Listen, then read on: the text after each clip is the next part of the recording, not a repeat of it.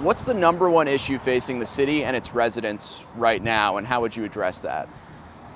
I think taxes, keeping taxes low. So many Clearwater families are really struggling with their household expenses, be it from groceries to car insurance and definitely property insurance. So it's the most important thing to most of the residents here right now is helping them get by each day by keeping their taxes low, making sure we're working on government spending that's efficient and serves them best. Now, fittingly, we're standing here outside of Drew Street. It's been a hot topic in the city for years now. There's this plan to really overhaul, make some safety changes that's been delayed a bit.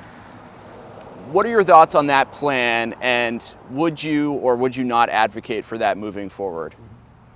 Well, we have to consider the thoughts and concerns of all Clearwater residents, not just those who may live directly in certain parts of Drew Street that are immediately affected by it. But even then, it's a very unpopular proposal among Clearwater residents, even many I talk with along Drew Street, to reduce it from 4 lanes to 3.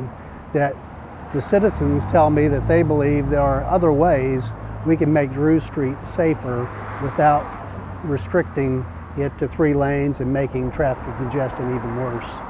And what are some of those ways? Obviously, this was, a proposal that was looked at by some of these experts in traffic and safety at the state level. What would be the steps you think you could take to make it safer, but not necessarily do this plan? Well, some ideas that I've gotten just talking to residents, some of them that live close by here, are reducing the speed limit, enforcing the speed limit, and then widening Drew in some areas where if you drive all the way from east to west on Drew Street, you'll see we can't maybe widen the entire road, but we can in certain spots make it wider and more safe. And the next question, we know Scientology has a large footprint here. What would be your strategy for handling the impact of Scientology, specifically when it comes to the downtown Clearwater area? Well, the residents I speak with throughout Clearwater tell me that they just want to see a balance in particularly our downtown area. They understand that Scientology has been here for a long time and will continue to have a presence here, but they'd just like to see a balance of something else that's not Scientology focused. So we need to work hard to try to find that balance, and that means attracting private investment, public investment to do some things over there, not just in our downtown, but throughout Clearwater, to make Clearwater as a whole city more vibrant than ever before. And that was downtown. Now let's talk about the coast. Hurricane season is approaching. Is the city doing enough to mitigate flooding, storm surge concerns, or should more be done? And if so, what could be done to, ease some of the worries that comes with that season? Well, we've got flooding problems in certain parts of Clearwater, just like they have flooding problems in parts of Tampa and St. Petersburg, and it has nothing to do with our proximity to the coastline. It has to do with our stormwater drainage and our ability to move water out of neighborhoods during heavy rains. So there are parts of Clearwater where we need to work on that for sure.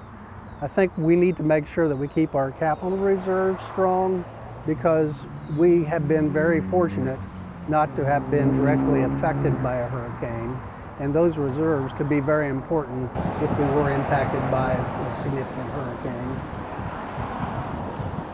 Anything else you wanted to add on that point? Sorry. Well, I'd just say that, any city in Florida needs to plan appropriately and continue to anticipate sea level rise. And so there are, whether it's our roadways, our seawalls, we need to anticipate that sea levels are rising and make sure that we're mitigating damages to not just homes, but businesses and to city assets. And final question, what's the biggest difference between you and your opponent, and why should voters here in Clearwater elect you come Tuesday? Well, I've shown the experience over 30 years in nonprofit leadership and private business leadership to be able to pull people together. And to me, that's what Clearwater needs the most right now. They need a leader who can pull the entire community together. Through my various endorsements and support I've gotten throughout this campaign, I've shown a broad group of different organizations, different leaders that I'm able to communicate with regularly and to pull them together to find ways to make Clearwater better.